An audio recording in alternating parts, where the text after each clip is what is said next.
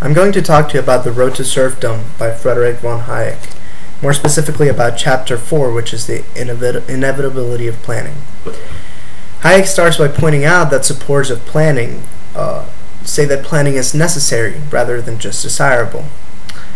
In order to establish the necessity for planning, they start with two basic premises. The first one being that competition is eliminated by technological changes, and the second, that technological changes are inevitable. Now the conclusion, therefore, that they come to is that competition will inevitably be eliminated, and that we face a decision of industry being handled or being controlled by private monopolies or by the government. Now this argument is nothing new, or it wasn't anything new by Hayek's time, and it's certainly not new now, even though many people support it nowadays. This argument actually derived from the Marxist concept of the concentration of industry.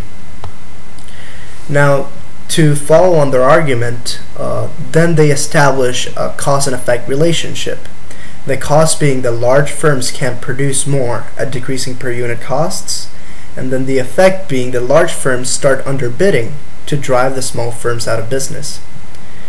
Now the conclusion there is that large firms are superior to small firms. In response to this, Hayek poses a question.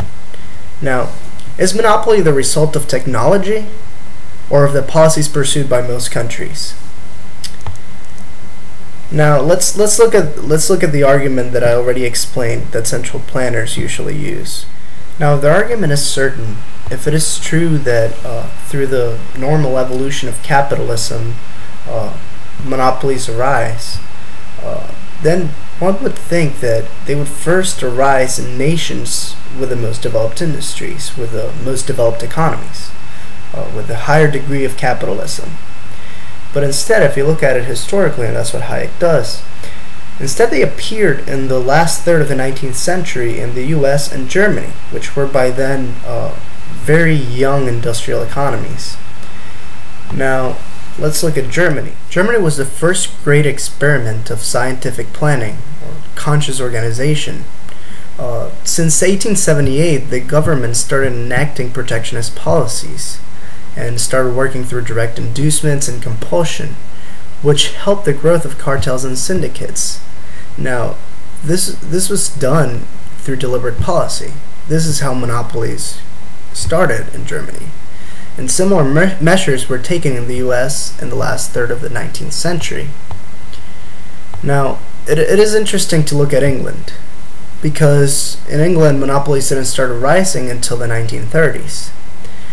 And it is actually in this decade that protectionist measures were introduced because it was the intellectual trend in Europe, and there was a lot of influence from especially Germany and some socialist theorists that influenced policy in England. And this is very important, because then you can really see that technology is not the key factor in the creation of monopolies, since it would be completely absurd to assume that England had the same technology in the 1930s that Germany had in the 1880s and 1890s. Now, there is a completely different way that the assertion that technological changes lead to monopolies, there's a completely different way that could be analyzed, and it is looking at the assertion that the complexity of our modern civilization creates new problems which can only be dealt with effectively through central planning.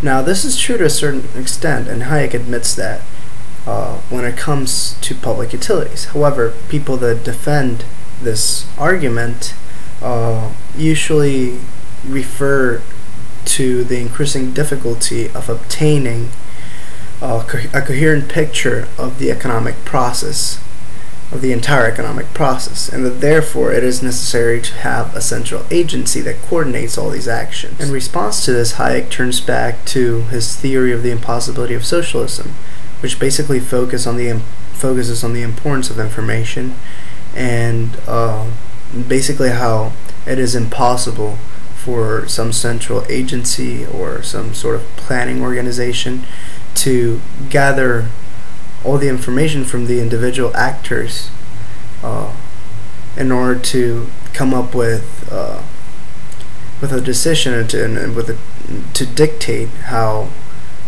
transactions should be handled and what should be done by whom.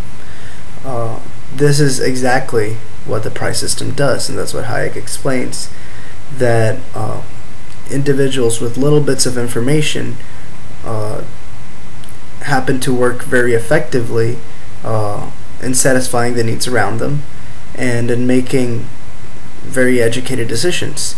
And it's all these bits of information together that can form markets and can form the economy in general. Now, there is another theory which connects technological growth to monopolies, and it actually arguments in the complete opposite direction than the previous argument. It basically says that it would be impossible to make use of all new technological possibilities unless protection from competition was granted.